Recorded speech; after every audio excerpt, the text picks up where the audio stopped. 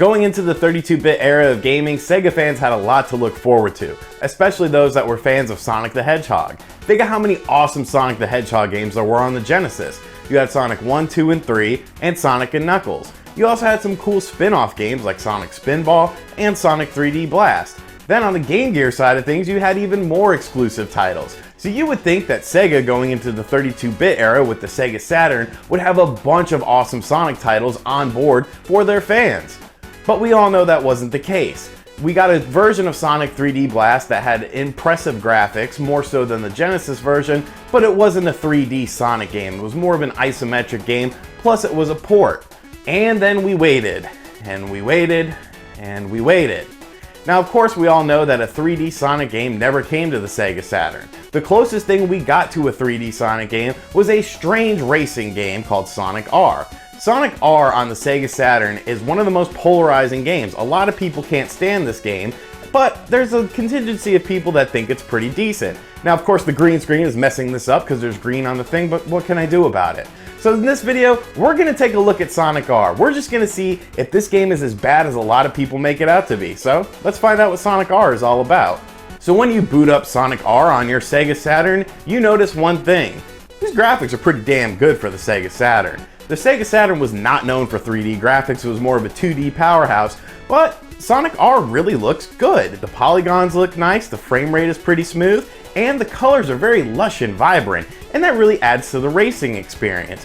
Unfortunately, the racing experience itself is not as good as the presentation. You see, Sega made a lot of mistakes with this game. First and foremost, there are only 5 tracks. I'm sorry, this is a racing game. We need more than 5 tracks. If you're playing on the same 5 tracks over and over again, you're gonna get bored. Sure, they're inspired from previous Genesis levels of Sonic the Hedgehog, which is a great touch, but still, you need more than 5 tracks. Couple that with the fact that when you start up the game, you only have 4 characters to choose from. Yes, you can unlock up to 6 more characters, which gives you a total of 10, but still, that's 4. 4? That sucks! Who wants to play as 4 people? You need more variety. Super Mario Kart was a 16-bit game, had more tracks, had more characters right off the bat. Why can't you, Sonic R? You're on a more powerful system. Now, of course, racing is what matters in a racing game, and it's a bit of a mixed bag with Sonic R. A lot of things are pretty decent, but the game just seems like it was a bit rushed. There's a lot of technical issues that you'll encounter in the races,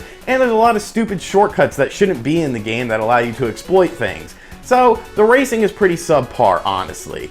And that kind of takes away from the game because this is a racing game. But in the same breath, I don't think Sonic R gets or deserves all the hate that it gets. It is classified as one of the worst games in the Sonic series, but I don't think that's necessarily fair. You have to remember, this was the first time we saw Sonic in 3D. Now, there was a collection disc that was released on the Sega Saturn of Genesis titles that allowed you to, look around in a 3D world and environment and walk around to Sonic, but that wasn't gameplay. That was just, something there to throw Sega fans a bone. Sonic R was the first 3D Sonic game. And honestly, for what it was pretty technically impressive. It's not the greatest racing game ever, and it's not one of the best games of all time, but it could have been.